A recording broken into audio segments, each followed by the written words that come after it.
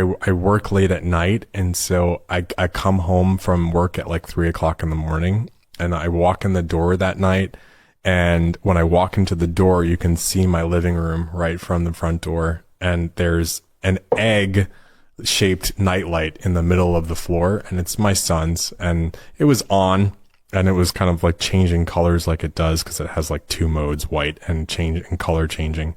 And so I was like, oh, my son must have left this on. So I go and I turn it off, and I go back into the bathroom, and I come back out, and the light is back on again. And like, I just turned this off. How is this back on again?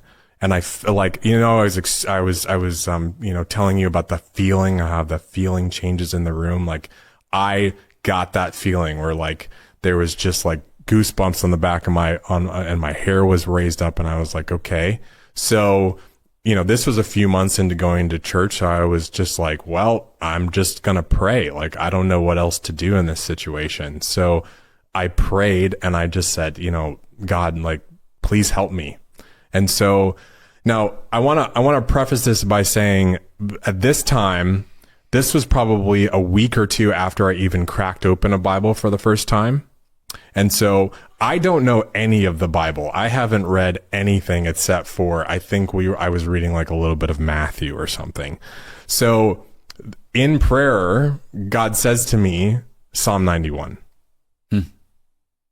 I don't know what Psalm 91 is, but for anyone who's listening who is not a Christian, Psalm 91 is the spiritual warfare psalm. And so I find my Bible, I get my Bible out, I get goosebumps every time I tell this story, and I read Psalm 91, and the light turns off by itself. What? Yeah.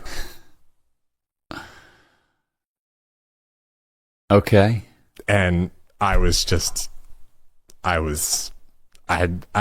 I could say was thank you.